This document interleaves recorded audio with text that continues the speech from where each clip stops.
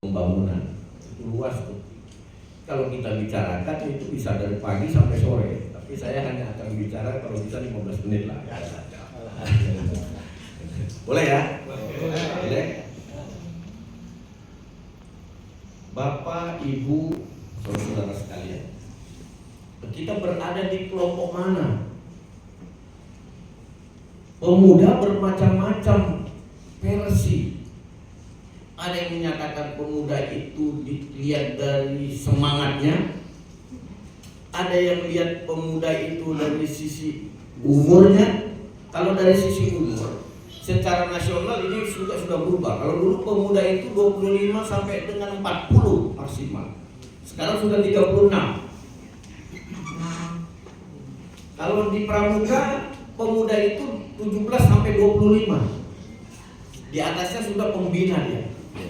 Jadi tergantung dari sudut mana memandang dan dari organisasi mana dia punya definisi, punya pengertian, punya pemahaman yang tergantung kepada organisasi itu. Tidak perlu dikritik, tidak perlu dimarah, tidak perlu iri, tidak perlu dengki. Silakan. Yang penting bagaimana memajukan organisasi itu, memajukan daerah kita, memajukan bangsa dan negara. Tugas kepada saya adalah wawasan kebangsaan, semangat kebangsaan. Apa itu kebangsaan? Wawasan kebangsaan. Wawasan kebangsaan itu adalah jiwa atau semangat pola pandang kita terhadap diri kita, terhadap lingkungan kita, terhadap semangat kebangsaan kita, terhadap bangsa dan negara kita. Bisa diperluas lagi. Tidak ada yang salah. Tergantung dari mana kita mendefinisikan. Semangat kebangsaan itu bisa dilihat dari semboyan-semboyan negara, bisa dilihat dari lambang-lambang negara, bisa dilihat dari nilai-nilai sejarah, bisa dilihat dari wilayah Republik Indonesia. Yang penting sekarang saya akan sampaikan dua hal untuk kita sebagai pengantar, bahwa pertama, semangat kebangsaan itu pertama kita lihat dari sejarah kebangsaan, di mana sejarah kebangsaan kita itu bahwa kerajaan-kerajaan kecil itulah yang membentuk negara Republik Indonesia. Dimulai dari kerajaan Ternate di abad ke-4, kerajaan Tarumanegara di abad ke-7, terus pada abad ke-8 mulai hadir kerajaan Islam pertama yang kita kenal dengan kerajaan Pernak di Sumatera Utara atau perbatasan dengan Aceh. Sesudah itu timbul di Ternate abad ke-12, lalu Samudra Pasai yang besar, kerajaan Goa, lalu Malaka. Kita termasuk irisan kerajaan Malaka, kerajaan Islam. Di abad ke-13 kerajaan Nusantara pertama, kerajaan kebangsaan pertama, kerajaan Nusantara pertama yang mengikat Nusantara ini, yang kita kenal sekarang Indonesia. Seterusnya sejarah kita pada abad ke-15 ya, 14-15 kerajaan Majapahit. Itu kerajaan besar kedua yang mengikat Nusantara ini. Setelah itu pecah, berantakanlah negeri kita, hancur lulu lantaklah negeri kita, dimulai pada 1596 dengan kehadiran Jajah VOC atau Belanda yang kita kenal. Setelah lulu lantak, hancur berantakan, hadirlah para pemuda. Pemuda pertama, kita masuk kepada pemuda tadi. Pemuda pertama yang coba ingin menggabungkan, ingin muncul di tengah-tengah bangsa Indonesia adalah Budi Utomo tahun 1908.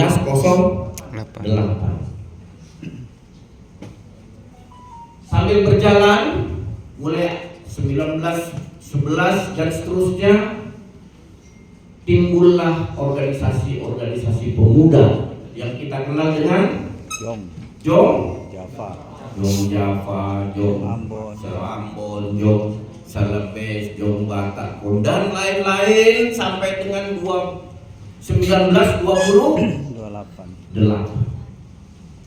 Maka pada 1928 pemuda kita bersatu padu mendeklirkan Sumpah Pemuda dengan satu bahasa yang ketiga,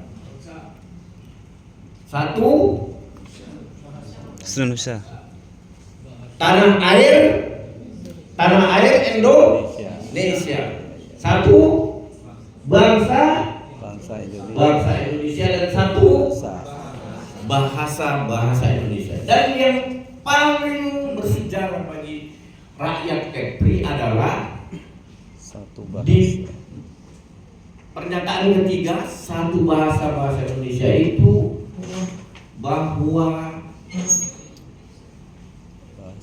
yang menjadi dasar penyusunan bahasa Indonesia itu berasal dari bahasa Melayu dalam karangan Raja Ali Haji yang kita kenal dengan Gurinda 12 yang menjadi buku dasar penyusunan itu.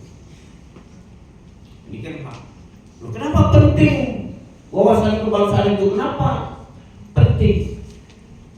Penting ya, kalau kita tak paham dengan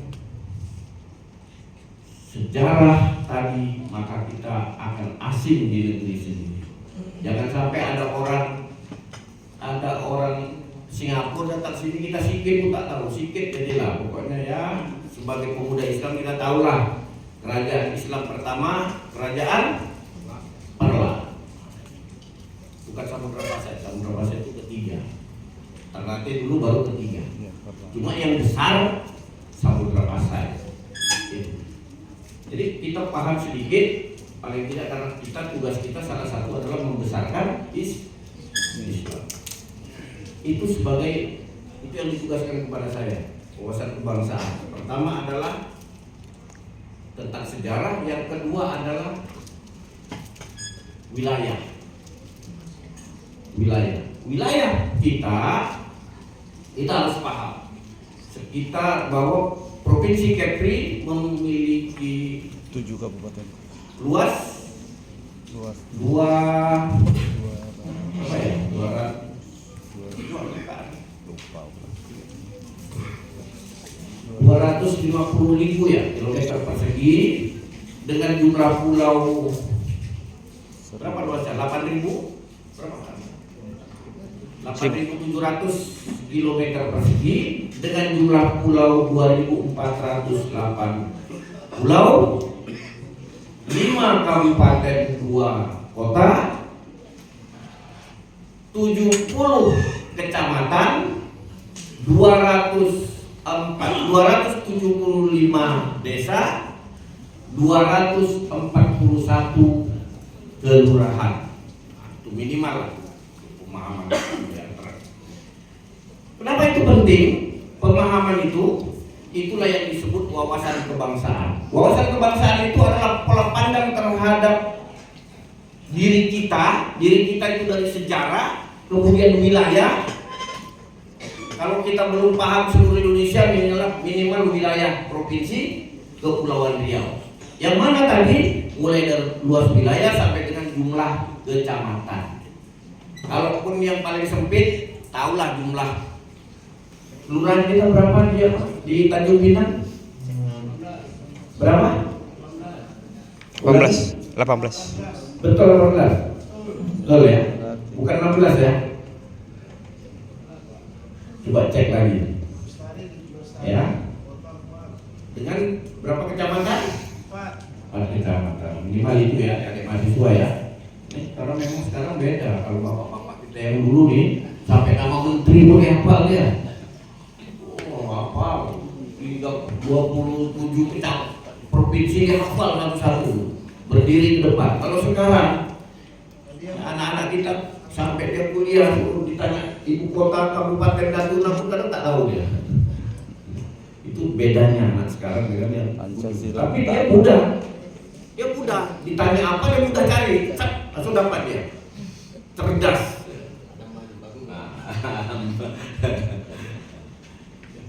Kemudian pemuda, kita masuk kepada pemuda.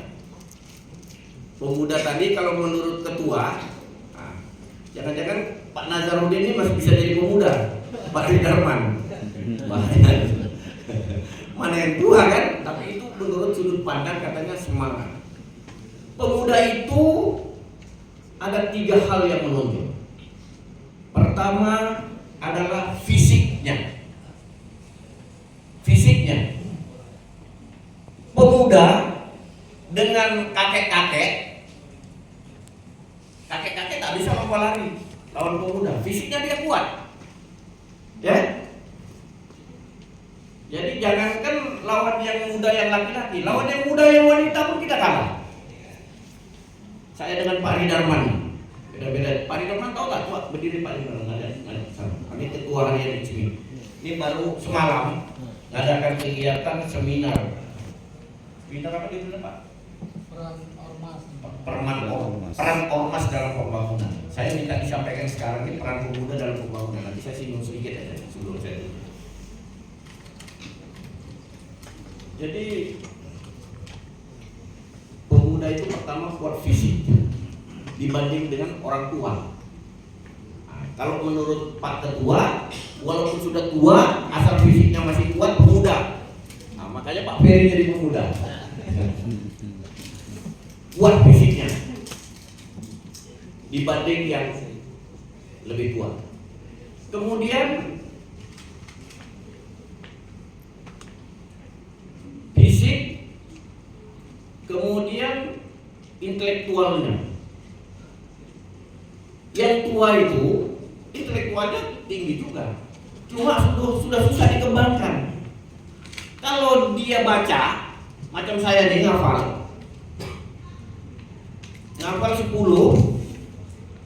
ingat 1, tapi 1 jam kemudian yang 1 pun hilang. Tanya bapak-bapak ya, bapaknya lah bapaknya. Tapi kalau masih seusia adik-adik ini, intelektualnya itu dia hafal 1, kalau dia rajin, dia hafal 10, dia bisa kembangkan lagi, dia pasti ingat. Kalau usia pemuda itu bedanya antara pemuda dan orang tua. Ya, orang tua. Cuma apa yang sudah adik-adik rasakan sekarang sudah dilalui oleh orang tua. Makanya jangan dilawan orang tua. Ya. Karena orang tua sudah lalui itu.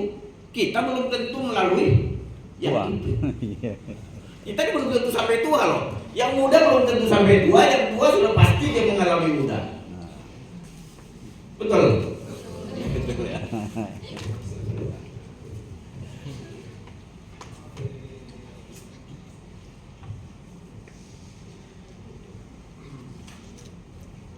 Jadi apa tadi? Pertama lebih kuat fisiknya. Yang kedua intelektualnya. Yang ketiga mentalnya. Kalau orang tua memang dia hebat. Tapi kalau dia duduk, kita hantar sedikit meja di samping dia, sudah jantungnya udah berdenyut. Ya, beda. Kalau adik-adik yang muda ini, usia pemuda, ada polisi di luar, mana? Lawan dia. Pegangnya mic orasi itu ketua tuh, demo dia. Kalau sudah tua, ada polisi, jantung mulai beda. Apa yang dia pikirkan? Aduh, apa salah aku? Aduh, apa salah anak aku? Anak aku yang dia pikirkan. Apa salah? Jangan-jangan ada salahnya anak aku nih yang polisi datang. Ya, beda. Jadi mentalnya sudah beda. Itu antara anak muda dan orang tua. Oleh sebab itu, Bung Karno pernah berkata. Apa kata Bung Karno? Berikan aku 10. Berikan aku 1000 orang tua-tua, alias kakek-kakek. Niscaya akan kucabut Semeru dari akar. 1000 hanya bisa cabut Semeru dari akar. Tetapi berikan aku 10 pemuda, niscaya akan kuguncang dunia. Tepuk tangan untuk anak muda. Oleh sebab itu tadi Pak Ketua bahwa yang disebut pemuda itu yang penting semangatnya masih ada. Tidak apa-apa. Jadi tergantung dari sudut mana dia memandangnya. Itulah bahwa pemuda itu penting. Jadi dari semangat kebangsaan, apa tugas pemuda di dalam pembangunan? Pemuda yang masih kuat fisiknya, masih hebat, masih ya mentalnya kuat, intelektualnya tinggi. Pertama adalah ya di bidang ekonomi. Diharapkan Anda menjadi penggerak ekonomi. Yang pertama. Bagaimana untuk menggerakkan ekonomi? Sekolahlah yang tinggi, belajarlah yang tinggi, jadilah orang hebat. Bina diri, ya, bina lingkungan, ikuti arahan para guru kita agar kita bisa menggerakkan ekonomi. Yang kedua, apa tugas pemuda di dalam pembangunan? Bagaimana kita bisa menyesuaikan diri di dalam sosial dan budaya.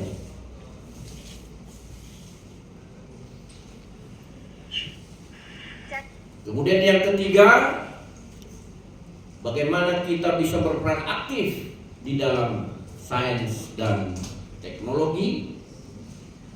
Bagaimana kita bisa berperan aktif di tengah-tengah masyarakat. Dan yang paling penting, bagaimana kita menjadi yang utama di dalam keluarga kita itu juga. Jangan kita menjadi pengekor di dalam keluarga. Saya kira itu yang dapat saya sampaikan. Tidak usah panjang-panjang. Cukup ya? Cukup atau tambah lagi? Kalau mau ditambah boleh. Itu baru 1 halaman soalnya. Tadi Bu Yati bikinkan saya panjang. Jadi ini baru 1 halaman nih.